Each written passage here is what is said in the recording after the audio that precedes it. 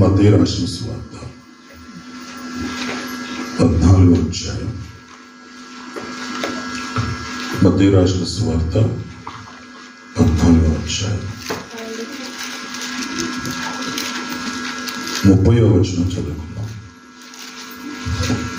గాలిని చూచి భయపడి మునిగిపోసాగి ప్రభువా నన్ను రక్షించమని కేకలు వేశాను. 30వ వచనం అందరూ చదువుకుందాం. మనం చెప్పండి. ప్రభువా, నోరు లేదా? ప్రభువా నన్ను రక్షించుము, ప్రభువా నన్ను రక్షించుము. చూడండి, చాలు ఇంకేం మాట్లాడదు. గమనించండి, ప్రభు అయిన యేసుక్రీస్తు వారి ముందు పేతురు గారు మునిగిపోతున్న సమయంలో ఆయన చేసిన ఒక ప్రార్థన ఏంటంటే, ప్రభువా నన్ను రక్షించమని కేకలు వేసిన. ఈరోజు మీకు ఏమి ఇవ్వాలనుకుంటున్నానంటే, అనేక మంది భక్తులు వాళ్ళు ఎలాగూ దీవించబడ్డారు, వాళ్ళ ప్రార్థనలు ఎలా ఉన్నాయి, వాళ్ళు ప్రార్థనల ద్వారా వారు ఏ రీతిగా దేవునికి ఇష్టంగా మారారు అనే విషయాన్ని మీ ముందు ఉంచాలనుకుంటున్నాను. ఎందుకంటే కొంతమంది భక్తులు వాళ్ళని మనం దృష్టిలో పెట్టుకొని వాళ్ళ పేర్లు ఎత్తుతున్నామంటే వాళ్ళు దేవునికి బహు ఇష్టంగా ఉంటేనే తప్ప వాళ్ళ పేర్లు బైబిల్ గ్రంథంలో రాయబడదు. వాళ్ళు చాలా ప్రార్థన జీవితాన్ని కలిగి ఉన్నారు.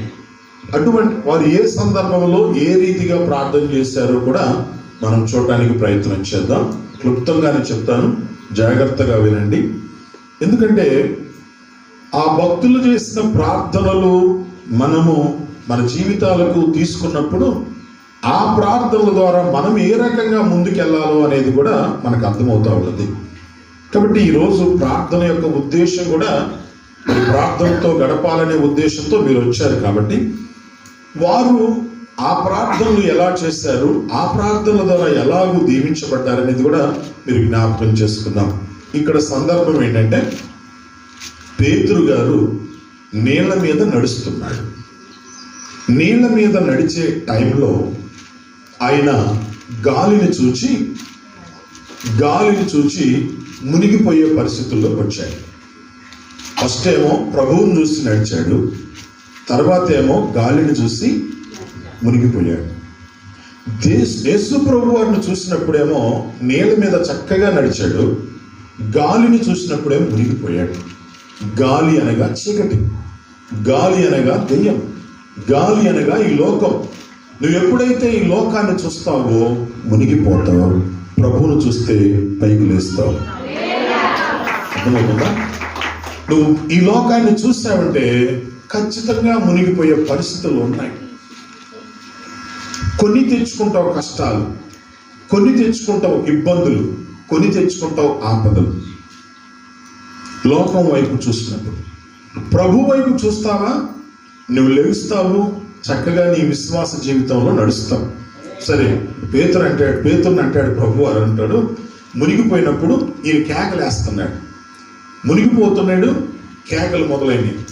ఏమని కేకలేస్తున్నాయంటే, ప్రభువా నన్ను రక్షించు ప్రభు అని గట్టిగా కేకలేస్తా ఉన్నాడు. ప్రభువా నన్ను రక్షించు. యేసు ప్రభు వారు ఎలాంటి వాడంటే జాలి కలిగిన వాడు, ప్రేమ కలిగిన వాడు. నీ పరిస్థితులు ఎలాగున్నప్పటికీ కూడా ప్రభువా నన్ను రక్షించువా అని చెప్పేసి నువ్వు ఎప్పుడైతే కేకలు వేయటం ప్రారంభం చేస్తావో నిన్ను అలాగు లేపడానికి ప్రయత్నము చేస్తా ఉంటాడు. ఇలాప వాక్యాల్లో ఒక మాట ఉంది, మంచి మాట, దీనికి కోట్ చేసే మాట. ఇలాప వాక్యాలు 3వ అధ్యాయము 54వ వచనాన్ని కూడా మనం చూద్దాం. దయచేసి పరిశుద్ధ గ్రంథాలు చూడండి. ఇలాప వాక్యాలు 3వ అధ్యాయము 54వ వచనం చదవండి. తీసిన వారు ఎవరంటే, నీళ్లు నా తల మీద పారెను, నాశనమైతనని నేను అనుకుంటున్నాను. నీళ్లు నా మీద పారుతున్నాయి, నేను నాశనం అయిపోయానని అనుకుంటున్నాను. యెహోవా అగాధమైన బంధ గృహంలో నుండి నేను నివాసమును బట్టి మొరలిడగా నీవు శబ్దము ఆలకించితివి. నీవు నా శబ్దాన్ని ఆలకించావు. సహాయం కొరకు నేను నీకు మొరపెట్టగా చూసుకోండి, నేను దేనికోసం మొరపెట్టానంటే సహాయం కోసం.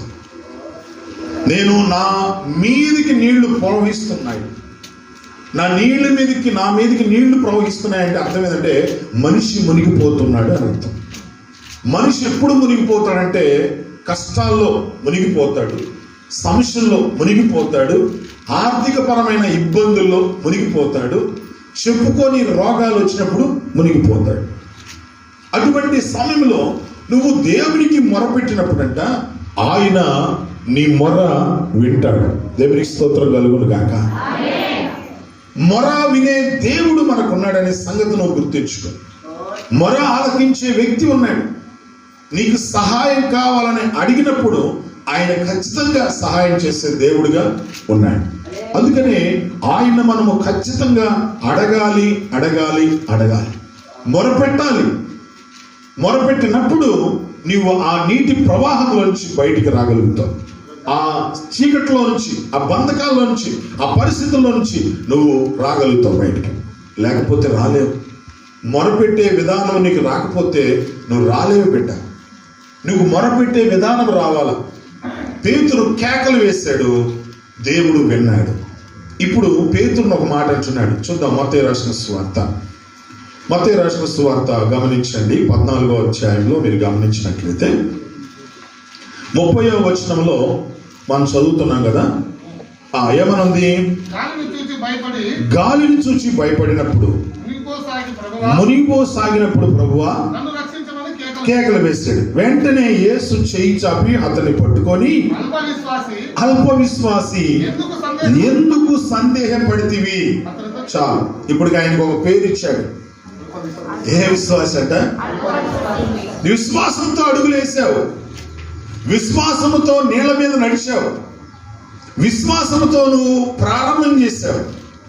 వాక్యం ఇచ్చిన ప్రియమైన బిడ్డ, ప్రారంభ దినాల్లో నీ విశ్వాసం చాలా చక్కగా ఉంది కదా. ప్రారంభ దినాల్లో విశ్వాసిగా చాలా చక్కగా నడుస్తూ ఉన్నావు కదా. రాను రాను అల్ప విశ్వాసిగా మారిపోయే ప్రమాదం ఉన్నది, గుర్తుపెట్టుకో. మందిరానికి వస్తున్న అల్ప విశ్వాసం ఎందుకు అవుతావు?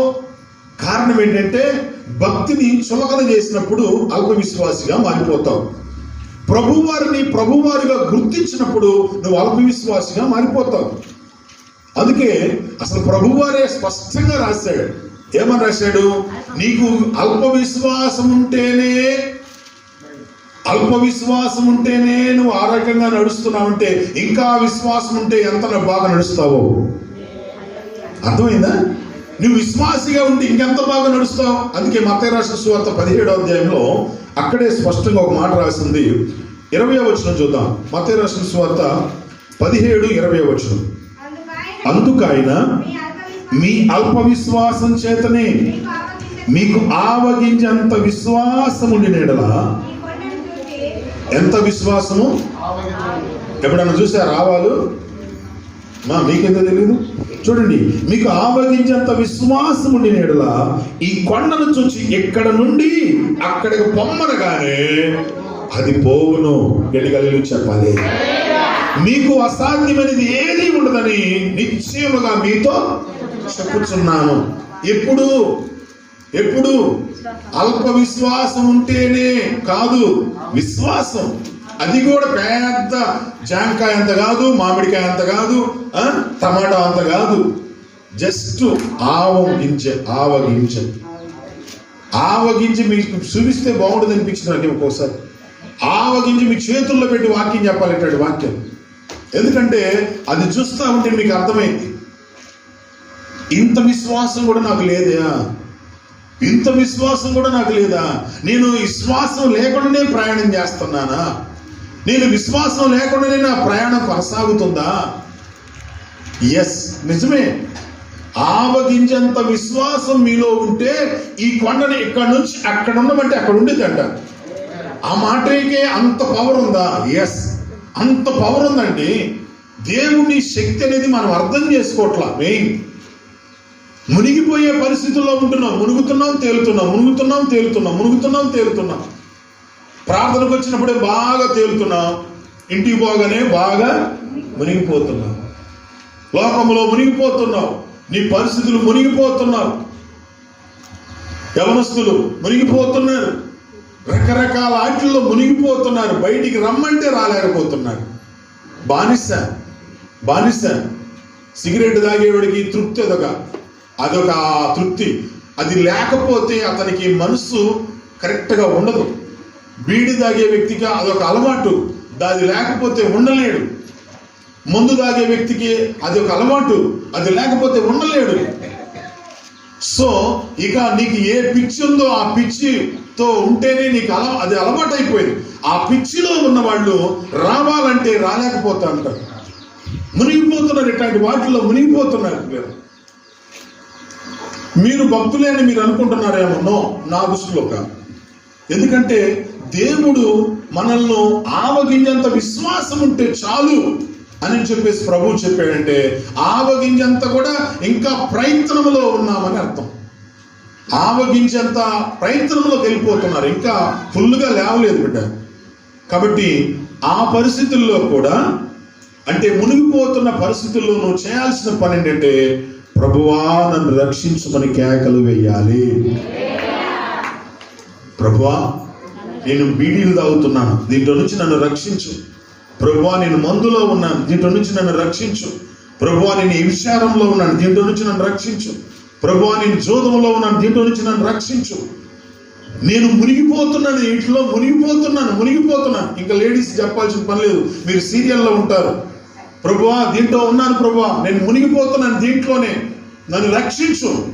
సినిమాల్లో, ప్రభువా నేను సినిమాల్లో ఉన్నాను, ప్రభువా దీంట్లో నుంచి నన్ను రక్షించు. ఎందుకంటే నీ బలహీనత ఏదో నువ్వు తెలుసుకోకుండా నువ్వు ఎంత భక్తి చేసినా ఉపయోగము లేదు. నీ బలహీనత ఏదో నువ్వు గుర్తించు, నెక్స్ట్ ఆ బలహీనత గురించి ప్రభు పాదాలు పట్టుకో. Praise the lord. అప్పుడు నన్ను రక్షించు ప్రభు అని ప్రభు అడిగితే నీ వల్ల కావట్లేదు, నీ చేత కావట్లేదు, దాంట్లో నుంచి బయటికి రావడం నీ వల్ల కావట్లేదు. ఇక్కడేం భక్తురాలుగా కూర్చున్నావు, ఉపవాసం ఉండమంటే ఉన్నావు, పాస్టర్ గారు చెప్పాడు కాబట్టి.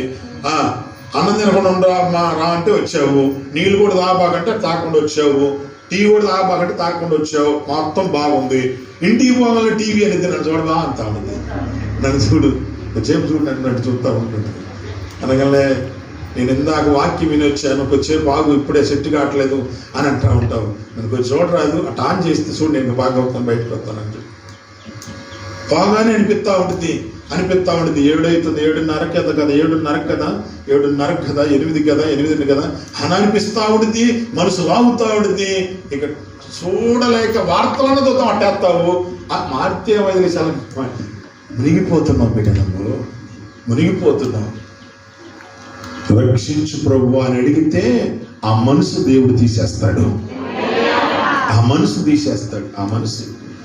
మనసు తీసేస్తే అప్పుడు నువ్వు కరెక్ట్గా కూర్చోగలుగుతావు దేవునిలో. Praise the lord. కాబట్టి పేతురు అడుగుతున్నాడు, ప్రభువా నన్ను రక్షించు. ప్రభు అంటున్నాడు, ఎందుకు నీలో అల్పవిశ్వాసం ఉంది? ఎందుకు నీకు అల్పవిశ్వాసం ఉందంటే మనలో ఉన్నది పని చేస్తుంది అల్పవిశ్వాసం. మంచి విశ్వాసం కాదని నేను చెప్తాను. అల్ప విశ్వాసంతో ప్రయాణం చేస్తున్నావు నువ్వు, గుర్తుపెట్టుకో. అల్ప విశ్వాసంతో నీ నడక సాగుతుంది, గుర్తుపెట్టుకో. కాబట్టి ఈ కొండను చూసి అక్కడికి వెళ్ళమంటే అది సాధ్యమైన పనేనా? నీకు సాధ్యం కాదు. ప్రభు అన్నాడు, ఒక్క విశ్వాసం అనే ఇత్తనం ఒక్కటి వేసుకొని చెప్పు, పోయింది అక్కడికి, అదొక్కటి లోపల పెట్టుకో అని అంటున్నాడు. కాబట్టి పేతురు ప్రార్థన ఏంటంటే మునిగిపోతున్న జీవితాన్ని పైకి లేవమని అడుగుతున్నాడు. కాబట్టి పేతురును దేవుడు బలంగా వాడుకోగలిగాడు. ఆయన ప్రసంగం చేస్తే 3,000 మంది రక్షణలోకి వచ్చేసారు. ఆయన ప్రసంగం చేస్తుంటే అనేక మంది ప్రభు దగ్గరికి రాగలుగుతున్నారు. ఆయన జీవితం ఎప్పుడైనా గుర్తుపెట్టుకుని పిల్లరా, మనము దేవుని దగ్గర మనం ఒప్పుకుంటే మన జీవితం ఆశీర్వదించబడింది. ఎడి చెప్పాలి, ఒప్పుకున్న జీవితం ఆశీర్వదించబడింది. కప్పుకున్న జీవితం అంత దీవెనకరంగా మార్చబడదు. కప్పుకొని బ్రతికితే ఎంతకాలం బతుకుతాం చెప్పండి? కప్పుకున్నట్టే ఉంటుంది అది, అంతే. పొద్దాకులు కప్పుతానే ఉండాలి, నువ్వు ఎప్పుడు కప్పుతానే ఉండాలి. ఒప్పుకున్న జీవితం కావాలి, ఒప్పుకున్న మనసు కావాలి, ఒప్పుకున్న హృదయం కావాలి. పరిశుద్ధాత్మ దేవుడు నిన్ను ఒప్పింపజేస్తా ఉంటే ఏడువు, తప్పులేదు. దాన్ని తీసేసుకునే ప్రయత్నం చేయి. అప్పుడు నీ యొక్క ఆత్మీయ జీవితం అనేది నీకు ఎదుగుతా ఉంటావు దేవునిలోకి. దేవునికి స్తోత్రం కలుగును గాక. రెండవ ప్రార్థన న్యాయాధిపతుల గ్రంథము 16వ అధ్యాయము. న్యాయాధిపతుల గ్రంథము 16వ అధ్యాయం 28వ వాక్యం. రెండో భక్తుడు చేస్తున్న ప్రార్థన. అప్పుడు సంసోను యెహోవా ప్రభువా దయచేసి నన్ను జ్ఞాపకము చేసుకో దేవా, ఈసారి మాత్రమే నన్ను బలపరచు. చాలు. దేవునికి స్తోత్రం కలుగును గాక. రెండో భక్తుడు అడుగుతున్న ప్రార్థన. ఈ ప్రార్థనలో 2 రకాలుగా మనం అర్థం చేసుకోవచ్చు. నెంబర్ 1, ఆయన వ్యక్తిగతంగా బలపరచమని అడిగిన ఒక ప్రార్థన. రెండవది ఏంటంటే పగ తీర్చుకోవడానికి అడిగిన ప్రార్థన. కాన్సెప్ట్ ఏమో పగ తీర్చుకోవడానికి, శత్రువుల మీద పగ తీర్చుకోవడానికి నాకు బలాన్ని దయచేయమని కాన్సెప్ట్ వాస్తవంగా. ముందేమంటున్నాడంటే నన్ను బలపరచు ప్రభువా, నన్ను బలపరచు ప్రభువా. ఏ పరిస్థితుల్లో ఉంటే దేవుడు బలపరచాలి మనల్ని? బలహీనతల్లో దేవుడు మనల్ని బలపరచాలి. దేవునికి స్తోత్రం కలుగును గాక. వాస్తవంగా ఈయన చావు బతుకుల మధ్య కొట్టుమిట్టలాడుతుంది ప్రాణం. చావు బతుకుల మధ్య బతికే పరిస్థితుల్లో కొట్టుమిట్టలాడుతున్నప్పుడు చేసిన ప్రార్థన ఇది. నేను ఎట్టా చనిపోబోతున్నాను, చనిపోయే ముందుగా నన్ను బలపరచు దేవా, చనిపోయే ముందుగా నన్ను బలపరచు నాయనా. నా మీద నీ యొక్క ఆ జాలి, ఆ ప్రేమను పంపించు ప్రభు అని ప్రార్థన చేస్తున్నాడు. ఈరోజు చాలా మంది చూస్తాం, చాలా అనారోగ్యమైన పరిస్థితుల్లో ఉన్నప్పటికీ కూడా దేవా ప్రభువా అని చెప్పేసి ప్రార్థన చేసే భక్తులు చాలా అరుదుగా కనపడుతూ ఉంటారు. వాస్తవంగా మిమ్మల్ని దేవుడు ఎందుకు బలహీనులు చేస్తారో తెలుసా?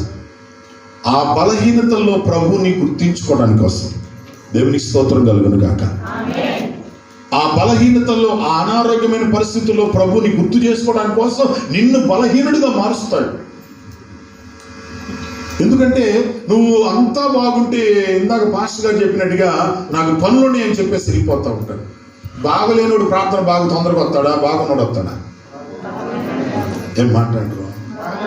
బాగలేనుడు తొందరగా వస్తాడు. ఎప్పుడు బాగుపడతానా, ఇప్పుడు ఇంటికి వెళ్తామా అని చెప్పేసి, ఎప్పుడు నేను బాగుపడితే దేవునిలో ఉండాలని పని చేసుకోవాలి. మరి బాగున్నోడికి ఉద్దేశం ఏంది?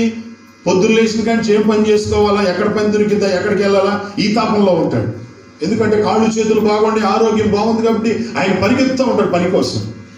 బాగలేనోడు నేను ఎప్పుడు బాగుపడాలి ప్రభు అని చెప్పేసి ఎదురు చూస్తూ ఉంటాడు. ఓహో, నువ్వు బాగుపడాలంటే నాతో గడపాలరా నువ్వు అంటాడు. దేవునికి స్తోత్రం కలుగును గాక.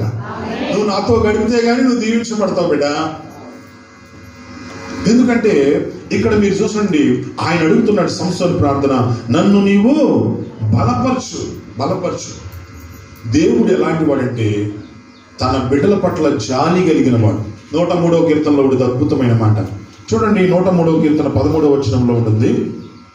103వ కీర్తన 13వ వచనం. తండ్రి తన కుమారుల ఎడల జాలి పడినట్లుగా యెహోవా తన యందు భయభక్తులు గలవారి ఎడల జాలిపడును. తండ్రి తన కుమారుడి ఎడల జాలిపడినట్లుగా ఎవరైతే భయభక్తులు కలిగిన వారి ఎడల ఆయన జాలిపడే దేవుడు. వాస్తవంగా సంసోను కావాలని తెచ్చుకున్నాడు. ఈ పరిస్థితికి కావాలని తెచ్చుకున్నాడు. కామంతో రగిలిపోయి తెచ్చుకున్నాడు. ఏం ఇశ్రాయేలీల్లో ఆడపిల్లలు లేరా? ఇశ్రాయేలీల్లో ఆడపిల్లలు ఉన్నారు కదా, అక్కడ చక్కగా ఎవరో ఒకళ్ళు పెళ్లి చేసుకోవచ్చు కదా, నచ్చిన వాళ్ళని, అందంగా ఉన్నవాళ్ళు. కానీ ఫిలిస్తీన్లో ఉన్న అమ్మాయిని కోసం ఎదురు చూశాడు. ఫిలిస్తీన్లో ఉన్న స్త్రీ కోసం ఎదురు చూస్తూ ఉంటే ఆ దెలీలా చేతిలో పట్టుబడిపోయాడు. పట్టుబడిపోయిన తర్వాత తన బలాన్ని పోగొట్టుకున్నాడు. తన బలాన్ని పోగొట్టుకొని ఇక రిక్తుడుగా ఉన్న పరిస్థితుల్లో చావు బతుకుల మధ్య అటు ఇటు కొట్టుమిట్టలు ఆడుతున్నప్పుడు చివరి క్షణంలో అడుగుతున్న మాట ఇది, ప్రభువా నన్ను బలపరచు. యవ్వనం ఉన్నప్పుడు దేనికో పెట్టేస్తాం. ఆరోగ్యం ఉన్నప్పుడు ఎక్కడికెక్కడికో వెళ్ళిపోతూ ఉంటాం. ఆరోగ్యం ఉన్నప్పుడు ఏదేదో చేస్తూ ఉంటాం. ఆరోగ్యంగా ఉన్నప్పుడు ఏవేవో పనులు చేయడానికి ఇష్టపడతా ఉంటాం. దైవ సన్నిధిని దేవునితో ఉపయోగపడడానికి ఎప్పుడూ ఉపయోగపడవు. నువ్వు ఎప్పుడూ ఉపయోగపడవు. దేవుని కార్యాలకు ఉపయోగపడవు, దేవుని పనులకు ఉపయోగపడవు, దేవుని పరిచర్యకు ఉపయోగపడవు, దేవునితో సహవాసం చేయడానికి ఉపయోగపడవు, బైబిల్ చదవడానికి, ప్రార్థన చేయడానికి నీకు ఉపయోగం లేదు. నీకు ఎప్పుడు లోకానుసారంగా తిరగడం నీకు ఇష్టం. సంసోను సేమ్ అలా తిరిగి తిరిగి తిరిగి తిరిగి బలమంతా పోగొట్టుకొని ఇప్పుడు అడుగుతున్నాడు, నన్ను బలపరచు ప్రభు అని. ఎరా, నేను చెప్పిన మాట ఏం లేదు, నువ్వు నీ ఇష్టం వచ్చినట్టు తిరిగావు, ఆ దెలీలా చేతిలో పడి నీ బలాన్ని పోగొట్టుకున్నావు, చావు అన్నా దేవుడు. చివరి క్షణంలో కూడా దేవుడు జాలి కలిగిన దేవుడు. నోరు లేదా? ఇంటికాడ కప్పలు తెచ్చినట్టు దొరుకుతారు. గట్టిగా చెప్పండి హల్లెలూయా. మరేమి అంత గట్టిగా చెప్పలేరు, ఆకలి అవుతుందా? జాలి కలిగిన దేవుడైనా, జాలి కలిగిన దేవుడు. నీవు ఎంత పాపం చేసి, ఎంత పాపములో తిరిగి తిరిగి తిరిగి తిరిగి తిరిగి తిరిగి ఆఖరికి బెడ్డ మీద ఉన్నప్పుడు ప్రభువా కరుణించమంటే కరుణించే దేవుడు దొరికాడు. ఆ మధ్యకాలంలో నేను మీటింగ్ పెట్టినప్పుడు కరుట్లపల్లి ప్రాంతంలో మీటింగ్ పెట్టినప్పుడు మీటింగ్కి ఒక అతన్ని తీసుకొచ్చాను. ఆ పక్క ఒక రెక్క పట్టుకొని ఒక ఆయన, వాళ్ళ భార్య, ఈ పక్క రెక్క పట్టుకొని వాళ్ళ అమ్మగారు ఎవరో మొత్తానికి ఈడ్చుకొని వచ్చారు. మీటింగ్లో వచ్చారు. నేను ఎప్పుడే వచ్చాను మీటింగ్లో పోగానే అయ్యా బాగలేదు ప్రార్థన చేయండి అయ్యా అన్నారు. సరే నేను చెప్పేసి ప్రార్థన చేసి ఏడే ఉంచండి అంటే సరే నేను ఉంచారు. వాడు ఆ పిల్లోడికి 2 కిడ్నీలు ఫెయిల్ అయిపోయి ఉండలేకపోతున్నాడు, పనుకోలేకపోతున్నాడు, కూర్చోలేకపోతున్నాడు. డాక్టర్లు డయాలసిస్కి తనకి పేషెంట్ అయిపోయాడు. ఇక నేను ప్రార్థన చేశాడు, పెట్టాను, వెళ్ళిపోయాను. మీటింగ్లో ఉన్నాను. వాళ్ళు మళ్ళీ వచ్చారు, అయ్యా కూర్చోలేకపోతున్నాడు, ఇంటికి పోతా ఉన్నారు. నేను ఒకటే మాట చెప్పాను, ఇంటికి పోయినా కొనుక్కోవాల్సిందే, ఏడైనా కొనుక్కోవాల్సిందే. అక్కడ ఆ బండ మీద ఏడాసలు పండుకోబెట్టు, మీటింగ్ అయిపోయిన తర్వాత మళ్ళీ ప్రార్థన చేస్తాను అని చెప్పాను. సరేనని చెప్పేసి వాళ్ళు అట్లానే పెట్టారు. విచిత్రం ఏంటంటే ఒక 4 వారాల తర్వాత 3 వారాల తర్వాత బాగా శుభ్రంగా గడ్డం చేసుకొని మంచి బట్టలు వేసుకొని మందిరంకి వచ్చాడు. మందిరంకి వస్తే నేను చూశాను, ఏం పేరు నీ పేరు అన్న? అదేం సార్ నువ్వేగా సార్ ప్రార్థన చేసినాను. అదే నాకు గుర్తు రావట్లేదు, చెప్పాను ఫలానా వ్యక్తి. అవునా, అట్లా వచ్చావు, ఈరోజు ఎట్లా ఉన్నావు, ఏంటి? బాగుంది సార్, నాకు ప్రశాంతంగా మందిరానికి వచ్చాడు. ఈ చిత్రం ఏందో చెప్పిన, పజలకరూరు మీటింగ్స్ పెట్టాను. పోయిన వారం ప్రార్థన చేస్తున్నా, మీటింగ్స్ పెట్టాను. ప్రభా డబ్బులు లేవు ప్రభా. ఆ బిడ్డ 10,000 తీసుకొచ్చాను. నోరు లేదమ్మా, ఎందుకు అల్లు చెప్పండి. ఇంకో విచిత్రం ఏంటంటే డాక్టర్లు డయాలసిస్ వద్దన్నారంట. పట్టాలో అలా అరవాలో అర్థం కావట్లేదు మీకు కదా. కొడితే చప్పట్లన్నా కొట్టండి, లేకపోతే అలీలు అని చెప్పండి, ఏదో ఒకటి తెలుసుకోండి. ఎడికి అలీలు చెప్పండి. డాక్టర్లు డయాలసిస్ వద్దన్నారంట. దేవుడు కార్యం అనేది ఎలా ఉంటుందంటే చేస్తా ఉంటే కార్యాలు జరుగుతూ ఉంటాయి. జాలి కలిగిన దేవుడు, ఆఖరి క్షణంలో పట్టుకునే దేవుడు, చివరి టైంలో అయినా బెడ్ మీద ఉన్నప్పుడు పట్టుకునే దేవుడు ఆయన. అర్థమవుతుందా? నా దగ్గరికి వచ్చినప్పుడు ఆయన, అంటే నేను ప్రార్థన చేశానని కాదు, నా గొప్పతనం కాదు, అది పక్కన పడేసాను. నా గొప్పతనం పక్కన పడేసాను. నేను మీలాంటి మనిషిని, అది కాదు ఇంపార్టెంట్. దేవుడు ఎలాంటి వాడు, ఇందాక చదివాం కదా 103వ కీర్తన 13వ వచనం ఏమందంట? తండ్రి తన కుమారుడి ఎడల జాలి పడినట్లుగా యెహోవా తన యందు భయభక్తులు గలవారి ఎడల జాలి పడే దేవుడు. ఏ దేవుడు? నీ కొడుకు జాలి పడ్డామో నాకు తెలియదు, నీ తల్లిదండ్రులు జాలి పడతారేమో నాకు తెలియదు, కానీ ఒక ఆయన ఉన్నాడు, ఆయన మాత్రం జాలి కలిగినాడు. Praise lord. అర్థమవుతుందా నా భాష మీకు? కాబట్టి ఈ చివరి క్షణంలో సంసోను చేసిన ప్రార్థన దేవుడు విని అంతకు ముందున్న బలం కంటే రెట్టింపించిందంట. మనోళ్ళు బెడ్డ మీద నుంచి లేచి వచ్చిన తర్వాత దేవుడు నన్ను బాగు చేశాడు అంటారు, బాగా ప్రార్థనకు వస్తారు. 4 వారాలు 5 వారాలు 6 వారం 7వ వారం పనికి పోతాడు. ఏమిరా ప్రార్థనకు రాలేదు, కొంచెం హుషారు వచ్చింది కదా సార్, పని చేసుకోండి సార్, కొంచెం బలంగా ఉన్నాను సార్. ఒరే నువ్వు బాగా లేకపోతే ప్రార్థనకు వస్తావా, బాగుంటే రావా? సరే నువ్వు బాగలేనట్టుగా ప్రార్థన చేయాలి ప్రభుకి. ప్రభు వాడిని పడే తీసుకురా. మరి ఇంకేం చేస్తాం? మేము చేసే ప్రార్థన అట్ట చేస్తే బాగుండి తెప్పించి ఏమ్మా సావిత్రమ్మ, అర్థమైందా? మీరు కింద పడితే కానీ బాగుంటారేమో, మనసానుంటే బాగుంటారేమో. కొంచెం హుషారు వస్తే చాలు, కొంచెం బలం వస్తే చాలు, రెక్కాడితే చాలు.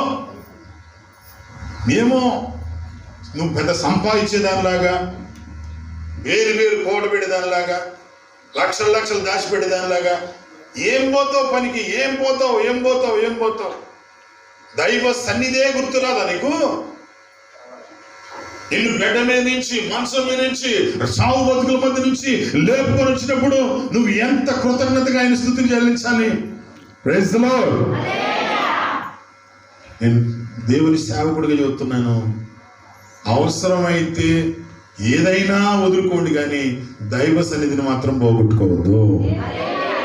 ఏదైనా వదులుకోండి, బయటికి ఏదైనా సరే ఏదైనా వదులుకోకండి, దైవ సన్నిధి మాత్రం ఎట్టి పరిస్థితుల్లో పోగొట్టుకో.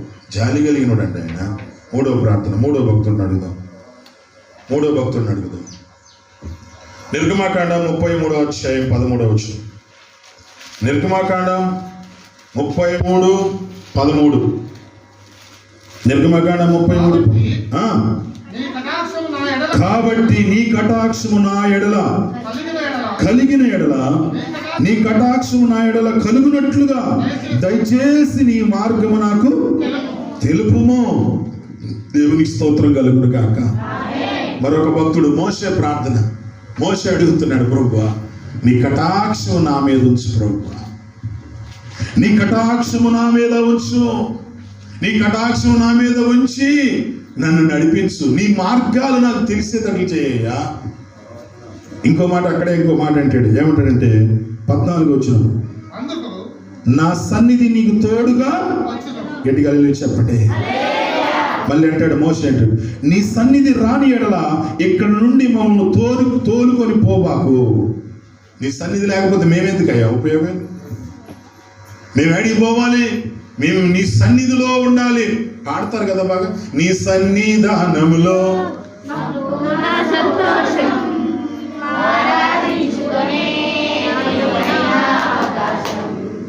బాగుపడారు, మంచి బాగుపడారు. మరి ఆయన సన్నిధిలో సంపూర్ణమైన సంతోషం ఉన్నప్పుడు పొలం ఎందుకు వెళ్తావు అక్క? నాకు అర్థం కాలేదు. నీ ఆయన సన్నిధిలో సంపూర్ణమైన సంతోషం ఉంటే పుట్టింటికి ఎందుకు అక్క పరిగెత్తావు? తేరులకి ఎందుకు అక్క నువ్వు ఉంటావు? ఆడే ఉంటావు అక్క, తేరు మొత్తం నీదే కాక. పుట్టేది ఆయన సన్నిధి అంటావు, కానీ ఆడుంటావు ఏందక్క నువ్వు ఉండేది? ఆయన సన్నిధిలో సంతోషం అంటావు.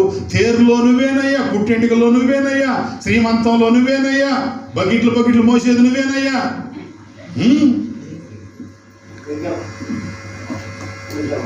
ఎంత తింటావు గట్టిగా? నువ్వు తింటే 1 కేజీ తింటావా? ఏం పరిగెత్తుతారమ్మా. ఆ ట్రాక్టర్లో ఇరుక్కొని కూర్చుంటారు అంటారు. ఎంత ఆశ. సరే పోలే అంటావు ఏంది పాస్టర్ గారు అంటే, మమ్మల్ని పొమ్మని అసలు సన్నిధి పోగొట్టుకొని పోవటం నీకు ఎంత ఇష్టమో. మరి ఆయనతో మోషే అంటున్నాడు, ఈ ఇశ్రాయేలు ప్రజలను నేను నడిపించాలంటే, ఈ సైన్యాన్ని తీసుకొని పోవాలంటే నీ కటాక్షం నా మీద ఉండాలి. నీ కటాక్షమే కాదు, నీ సన్నిధి ఉంటేనే మమ్మల్ని తోడుకొని పో, లేకపోతే ఒక్కడు కూడా ముందుకు పో. ఈ రోజున మీ సేవకుడు చెప్పిపోయినవా? ఆయన జీవిత పానేడని చెప్పకూడదు. హల్లేలూయా చెప్తారా? మరి ఆయన జీవిత పానెత్తాడా? మీకు వచ్చే పండగలన్నీ ఆదివారాలే వస్తాయి. మీకు వచ్చే అన్ని ఆదివారం పూటే. పాస్టర్ గారు ఆయనే కాదు, నేనైనా సరే, ఎవరైనా సరే, ఇంతమంది ఉన్నారు, చర్చి మొత్తం నిండిందని ఇప్పుడు మేము అనుకోం. ఇంకెవరు రాలేదు వాళ్ళ మీద ఉండింది మనసు. అర్థమవుతుందా? ఇంకెవరు రాలేదో వాళ్ళ మీద ఉండేది మనసు, ఇంకా ఎవరు రాలేదని వాళ్ళ మీద ఉండేది. ఎంతమంది వచ్చినాయి, అది బైబిల్ సూత్రం. 99 గొర్రెలు విడిచిపెట్టి ఒక్కదాని కోసం పోయాడంట. హల్లెలూయా చెప్తారా? మరి ఆ ఒక్కదాని కోసం పరిగెత్తాడు. ఆ ఒక్కదాని కోసం ఎందుకంటే 99 ఉన్నాయి కదా, హ్యాపీగా ఉండరాదు. ఒక్కదానితో ఎందుకంటే ఆ ఒక్కటి ఉంటే ఇంకా ఫుల్ఫిల్ అవుతాయా? ఈ చర్చి ఏంతో నిండి బయట కూర్చున్నా మాకు తృప్తి చెందదో, ఇంకా ఎవరో రావాలేమో ఎదురు చూస్తా ఉంటాం. Praise lord. ఇంకా ఎవరో రావాలేమో ఎదురు చూస్తా ఉంటాం. అది సేవకుడుకున్న భారం, బాధ్యత. కాబట్టి వాక్యం ఇంటి బిడ్డలారా, మోషే అడుగుతున్నాడు, నీ కటాక్షం నా మీద కావాలి. ఎస్, నీ కుటుంబం మీద దేవుని కటాక్షం ఉండాలి. నీ కుటుంబం మీద, నీ పిల్లల మీద ఆయన కటాక్షం ఉంచుకొని ముందుకు తీసుకెళ్ళు. నీ పిల్లలు, నీ కుటుంబం అంతా కూడా ఆయన కటాక్షంతో నింపబడేటట్లు చూసుకో. ఆయన కటాక్షం లేకుండా నీ కుటుంబం ఎక్కడికి పోవడానికి ప్రయత్నం చేయబాక. ఆయన కటాక్షం నీకుంటే నీ కుటుంబము, నీ పిల్లలు ఆశీర్వాదకరంగా మార్చబడతారు. దేవునికి స్తోత్రం కలుగును గాక. కాబట్టి మోషే ప్రార్థన చేశాడు. మోషే ప్రార్థనలు దేవుడు ఆలకించాడు. అప్పుడు దేవుడు అంటున్నాడు, మోషే, నా సన్నిధి నీకు ఖచ్చితంగా ఉంటుంది, నా సన్నిధి నీతో ఉంటుంది, నా సన్నిధి మీతో వస్తుంది, నా సన్నిధితోనే మిమ్మల్ని తీసుకెళ్తా ఎక్కడికి వెళ్ళినా. Praise lord. మోషే చేసిన ప్రార్థన అంటే అది. అందుకే వాళ్ళు ఎంత దూరం ప్రయాణం చేసినా, అరణ్యంలో ఎంత దూరం ప్రయాణం చేసినప్పుడు వాళ్ళ చెప్పులు అరగలేదంట, బట్టలు పాతకిల్లలేదంట. అర్థమవుతుందా? చెప్పులు అరగకుండా, బట్టలు పాతకెళ్లకుండా మన్నా తిన్నారు, ఆహారం సమృద్ధిగా, బండ నుంచి నీళ్లు తాగారు, పూరేడు పక్షులు తిన్నారు. ఎంత సమృద్ధి వాళ్ళకి. ఒకటే ఒక మాట, ప్రభు తోడుంటే నీకు సమృద్ధి ఉండేది. గడిగాలి చెప్పు, ప్రభు తోడుంటే సమృద్ధి ఇస్తాడు. ఆయన ఉంటే నీవు గాని, నీ కుటుంబం గాని అంతా సమృద్ధితో నించబడింది. అందుకే ఆయన అడిగాడు, మాకు అది కావాలా, ఇది కావాలా, అది కావాలా కాదు, మాకు కావాల్సింది నువ్వే మాతో ఉండు. నువ్వు మాతో ఉంటే మా లోటుపాట్లు అన్ని నీకు తెలుసు. మా లోటుపాట్లు ఏందో, మా సమస్యలు ఏందో, మా కష్టం ఏందో, మా బాధ ఏందో, మా రోగాలేంటో నీకు. మనం అలాగది అడిగేది, ప్రభువా నాకు అది కావాలా, ఇది కావాలా. సరే అడిగి తప్పులేదులే. దేవుడు అంటాడు, అదొక్కటే సరిపోద్దా? చాలు ప్రభువా అంటే. అది అడుగుతున్నావు కానీ నన్ను అడగట్లేదు కాబట్టి అదే ఇస్తాలే, అదే ఇస్తాలే నీకు. నువ్వేది అడుగుతున్నావు అదే ఇస్తాలే. ప్రభువుని అడగాల్సింది అది కాదు, ఇది కాదు. నువ్వు ఉండు స్వామి అను. నా కుటుంబంతో నువ్వు ఉండు, నా పిల్లలకు నువ్వు తోడుండు, నా ప్రయాణాలకు తోడుండు, నేను చేసే పరిచయకు తోడుండు. నీ సన్నిధి, నీ కటాక్షం నా మీద ఉంచు ప్రభు అని నీ మార్గం ఏదో తెలియజేసి పంపించు. నీ మార్గంలో నన్ను నడిపించు. ఎటు పడితే పంపిపాక నన్ను. ఏ దారి పడితే ఆ దారిని పోనీయకుండా నీ మార్గం ఏదో ఆ మార్గంలో తీసుకెళ్ళి నన్ను. అందుకని 30 లక్షల మంది కాలు బలాన్ని నడిపించగలిగిన గొప్ప నాయకుడిగా అయ్యాడు. ఎడి చెప్పాలి. ఆయన తోడుంటే నువ్వు 20 మందిని కన్నా హ్యాపీగా సాగుతావు. తోడు లేకపోతే ఒక్కడితోనే అల్లాడిపోతా ఉంటావు. వీడికి నాకు చెడబుట్టిండు సార్ అంటావు. చెడబుట్లా వాడు బాగానే పుట్టిండు, వాడిని చెడగొడుతుంది నువ్వు. వాడు హ్యాపీగానే ఉన్నాడు కానీ వాడికి నీ ఇంట్లోకి దేవుని సన్నిధి, దేవుడి కటాక్షం తెచ్చుకోవట్లేదు. కాబట్టి మోషే ప్రార్థన ఏంటంటే, నీ కటాక్షం నాకు. నెక్స్ట్ మరొక భక్తుడి ప్రార్థన విందాం. ఎందుకంటే ఇక్కడ ఇంకొక వచనం ఉంది, యోహాను రాసిన సువార్త. ఎందుకంటే యోహాను రాసిన సువార్త 17వ అధ్యాయం 3వ వచనం. మోషే అడిగినట్లుగా దీన్ని ఇంకో కోడ్ చేసి ఇంకో మాట ఉంది, అది చూద్దాం. యోహాను రాసిన సువార్త 17వ అధ్యాయం 3వ వచనం. అద్వితీయ సత్యదేవుడైన నిన్నును నీవు పంపిన యేసుక్రీస్తు ఎరుగుటయే నిత్య జీవము. చూడండి, ఏమి కావాలి, ఎవరిని ఎరగాలి నువ్వు? అద్వితీయుడైన దేవుడైన యేసుక్రీస్తు వారిని తెలుసుకుంటే నీకు ఏం దొరకబోతుందంటే నిత్య జీవం దొరకబోతుంది. యేసుక్రీస్తు వారు నీకుంటే నీ ఇంట్లో నీ జీవితంలో అడుగు పెడితే నిత్య జీవం ఉన్నట్టే. కాబట్టి యేసుక్రీస్తు వారు నాకు తోడుండాలి అని ఎప్పుడు కోరుకుంటా ఉండు. యేసుక్రీస్తు వారు నాకు, నా కుటుంబానికి, నా పిల్లలకు తోడుగా ఉండాలి ప్రభువా. Praise the lord.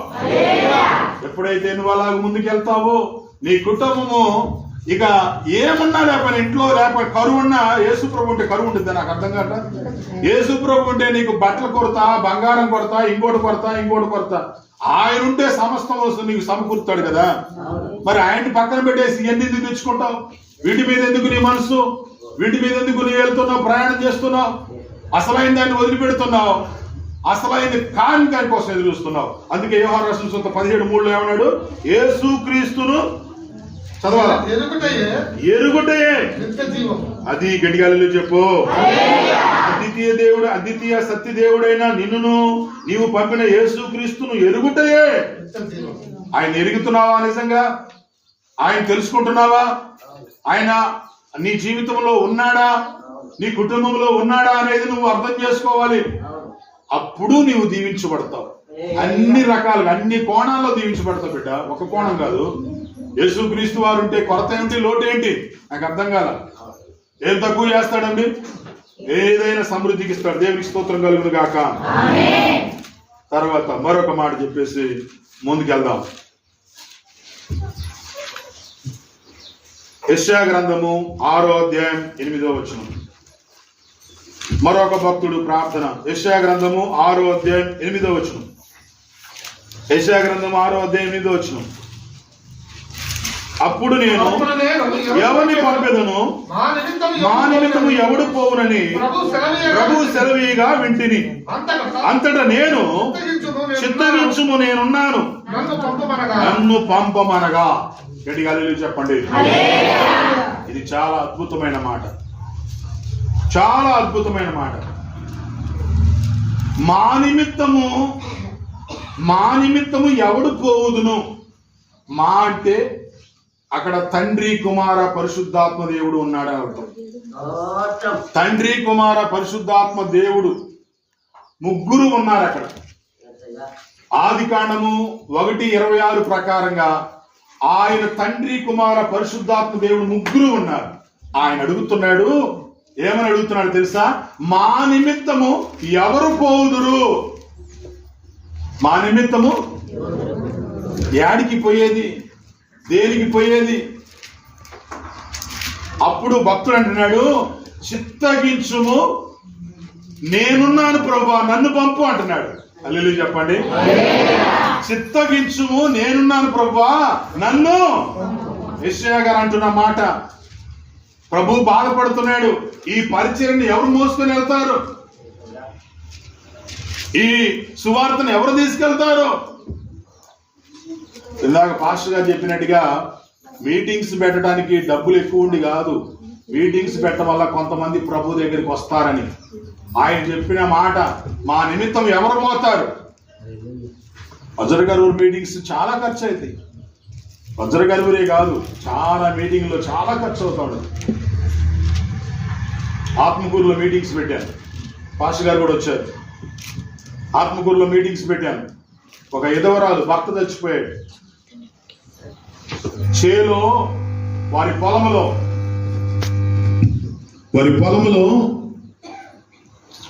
3 లక్షలు వచ్చినాయంట. 30,000 తీసుకొచ్చి కానుక ఇచ్చింది. నోరు లేదా? చెప్పమంటే చూతారా? మరి గట్టిగా చెప్పలేంది. 30,000 ఇస్తే ఆ 30,000 తీసుకొచ్చి ఆత్మకూరులో మీటింగ్స్ పెట్టించేసి,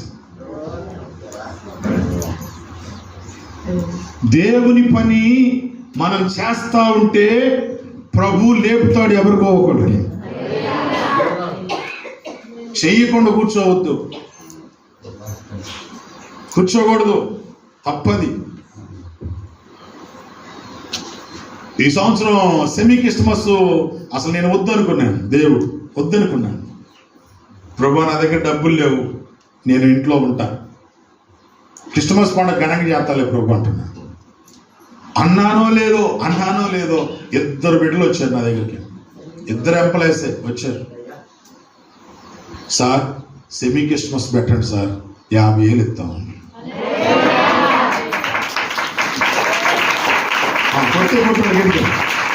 కొట్టేది గట్టిగా కొట్టాను.